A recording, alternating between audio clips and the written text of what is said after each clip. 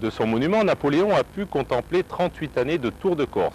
1956 la première, 1994 la dernière, avec comme point commun entre les deux l'histoire de deux femmes au volant. 1956, le premier Tour de Corse est remporté par une femme.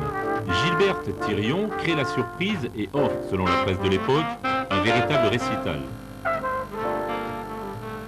Je conduisais beaucoup en dérapage contrôlé dans les montagnes. J'avais appris ça avec la Porsche.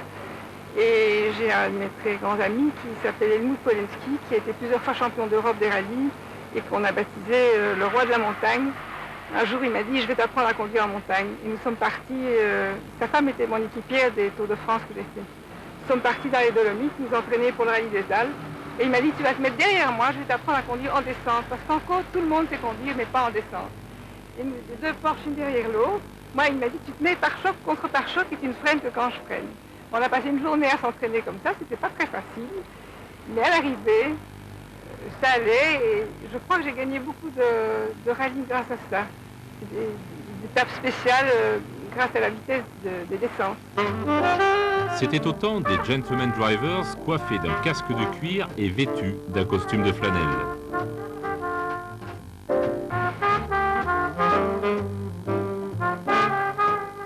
C'était aussi l'époque des véhicules de série et notamment les Peugeot 403.